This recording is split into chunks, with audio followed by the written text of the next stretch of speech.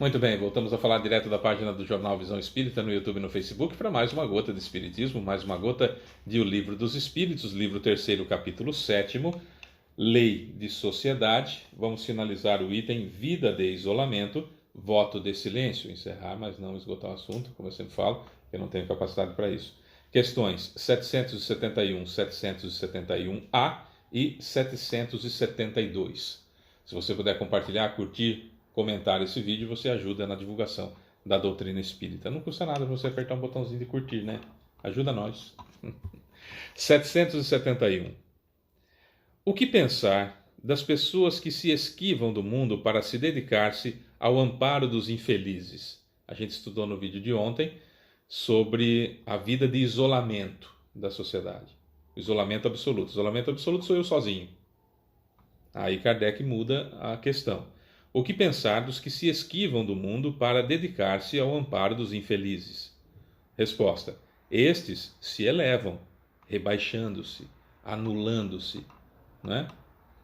Eles têm o duplo mérito de colocar-se acima dos prazeres materiais e de fazer o bem aplicando a lei do trabalho. Exemplo: Madre Teresa de Calcutá, Irmã Dulce, Chico Xavier, entre tantos outros. Francisco de Assis, entre tantos outros. Certo? Questão 771A. E aqueles que procuram no retiro a tranquilidade exigida por certos tipos de trabalho? Resposta: não se trata do retiro absoluto do egoísta. Eles não se isolam da sociedade uma vez que trabalham para ela. Então, aqui, o exemplo mais próximo disso é aquilo que Jesus fez antes de passar por toda a dificuldade que ele iria passar, que foram os dias no deserto, os 40 dias no deserto, a preparação, o isolamento para um fim útil,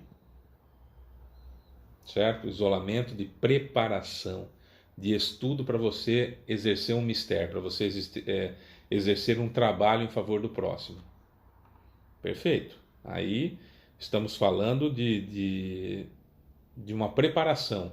Isso é extremamente útil, isso é extremamente. Aliás, é importante que isso aconteça. Me preparo para um grande trabalho no plano espiritual, executo uma boa parte aqui, preparo-me no isolamento de mim comigo mesmo e eu dizia isso até no vídeo de ontem, que muitos de nós já temos o desejo e a capacidade de sermos felizes enquanto estamos sozinhos, né? Nós nos isolamos do mundo por períodos de tempo, né? Por exemplo, um exemplo, alguém pode dizer assim, eu gosto no sábado à noite eu gosto de ficar na minha casa, sozinho, eu com a minha xícara de café e um bom livro, uma série na televisão, sozinho, não quero contato com ninguém, que é para recarregar as minhas energias para a semana que vem por aí. Perfeito, perfeito. Não temos que estar embaladas, não temos que estar gastando energia, fluido vital, fazendo bobagem, nos endividando. Não é isso também, né? Aqui o ponto é equilíbrio sempre nas situações. Então a pergunta é muito perspicaz, evidentemente, né? E aqueles que procuram 771A, e aqueles que procuram no retiro a tranquilidade exigida por certos tipos de trabalho? Perfeito, não se trata do retiro absoluto do egoísta. Eles não se isolam da sociedade uma vez que trabalham por ela. Perfeito. 772. O que pensar do voto de silêncio, prescrito por algumas seitas desde a mais remota antiguidade? Já mudou de assunto, né? Resposta: perguntai-vos antes se a palavra faz parte da natureza e por que Deus a concedeu. Deus condena o abuso e não o uso das faculdades que outorgou. No entanto, o silêncio é útil, afinal, no silêncio tu te recolhes, teu espírito se torna mais livre e pode entrar em comunicação conosco. O voto de silêncio, no entanto, é uma tolice. Percebam que, por mais que eu use o termo tolice bastante aqui nos vídeos, aqui está no Livro dos Espíritos, tá? Então vamos lá. No entanto, o silêncio é útil, afinal, no silêncio tu te recolhes, teu espírito se torna mais livre e pode entrar em comunicação conosco. O voto de silêncio, no entanto, é uma tolice. Não há dúvida de que os que veem essas privações voluntárias como atos virtuosos têm boa intenção, porém eles se enganam, pois não compreendem suficientemente as verdadeiras leis de Deus. Então, uma explicaçãozinha de Kardec. O voto de silêncio absoluto, assim como o voto de isolamento, priva o homem das relações sociais que lhe podem facultar ocasiões de fazer o bem e de cumprir a lei do progresso. Então, uma tolice o voto de silêncio. Porque, afinal de contas, por mais que seja importante o silêncio, é através da palavra que se passa o conhecimento. É através da palavra que se acalmam os corações. É através da palavra que se leva o consolo.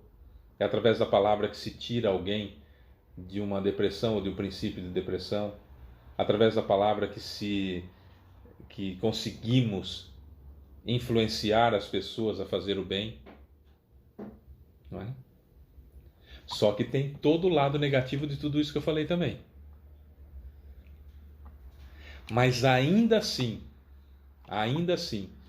é preferível estar falando, mesmo que cometamos equívocos e acertemos, cometamos arquivo, erramos e acertamos, erramos e acertamos, erramos e acertamos, é preferível do que o silêncio absoluto, porque seria uma tolice muito grande. Agora, é claro que o retiro, quando eu me retiro do ambiente para o silêncio, para olhar para dentro de mim, isso é extraordinário. Mas o tempo todo não. Resumindo, exagero faz mal. Simples assim. Exagero faz mal. Tudo que é demais faz mal. Ficar sozinho demais faz mal. Ficar sem falar demais faz mal. Falar demais faz mal. Viver só em sociedade, rodeado de gente o tempo todo, faz mal. Eu me lembro claramente, uma querida amiga uma vez me disse assim: olha, o meu casamento estava numa situação bastante difícil, e aí nós decidimos que nós não íamos mais ficar em casa. Que toda sexta, sábado e domingo a gente chega cansado durante a semana e já chega e vai dormir. E nos finais de semana, sexta, sábado e domingo, a gente sai com os amigos. E aí a gente chega cansado e vai dormir. E com isso a gente salvou o nosso casamento.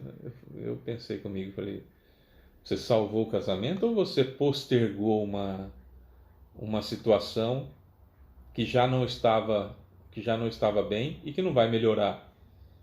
Porque você não eliminou o problema da convivência, você diminuiu a convivência. Aí veio a pandemia. E na pandemia, como é que faz? Na pandemia, aconteceu separação.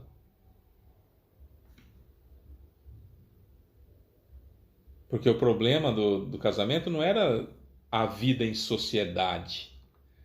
O problema do casamento é que a sociedade entre os dois é que não estava certa. Então não eram as baladas, as festinhas, os churrascos, as comemorações, as atividades extra-casa que salvaram o casamento. O problema é que a convivência entre os dois era o problema. Quando veio a pandemia e não foi mais possível sair de casa, e aí nenhum dia se saía de casa, como é que aconteceu? Nós estamos gravando esse vídeo em 2023. A pandemia aconteceu, estourou forte no mundo. A pandemia da Covid-19 estourou, chama Covid-19 porque o vírus foi identificado em 2019, mas 2020 foi o grande problema, né? Em que houve isolamento, muitas mortes no Brasil, quase 700 mil, por incompetência gravíssima do governo à época, e negacionismo também, enfim, não quero entrar no mérito, mas as pessoas tiveram que ficar em casa. E essa minha amiga acabou se separando, porque aí a convivência não dava. Então não é estar com um monte de gente que os meus problemas vão ser resolvidos. Não é isolar-me das pessoas que os meus problemas estão resolvidos. Onde eu estiver com um monte de gente ou sozinho, os problemas estão dentro de mim e eu tenho que buscar lá dentro. Aí o silêncio é importante, esporádico, para que eu busque lá dentro entender-me, conhecer-me, saber aquilo que está acontecendo aqui dentro. Mas o silêncio absoluto, o voto de silêncio é tolice, né? Como o voto de isolamento é tolice também. Tudo que é demais faz mal, até o silêncio, até o estar sozinho. É isso. Sou Fábio Pereira, essa é mais uma gota de espiritismo. Amanhã a gente vai começar, nós vamos começar laços familiares. Começar e finalizar, né? Amanhã nós vamos, são 3 perguntas só, nós vamos falar sobre laços familiares. Aqui a gente dá uma patinadazinha, né? Porque acredito que muitos de nós temos a família que são espíritos afins, encarnamos juntos para vencer desafios. Mas muitos de nós também encarnamos juntos para reharmonizar. E se precisa reharmonizar é porque tem espinhos ali, né? Na realidade, eu uso uma metáfora faz mais de 25 anos. Nós somos como porcos espinhos. E cada espinho nosso pode ser considerado uma deficiência, um defeito nosso, que evidentemente machuca o outro. E o outro, com seus defeitos, também me machuca. Como que nós convivemos? Como que nós, porcos espinhos, nessa metáfora, convivemos uns com os outros? Com muito cuidado. Mas isso fica para amanhã. Beijo pra você que fica. Tchau.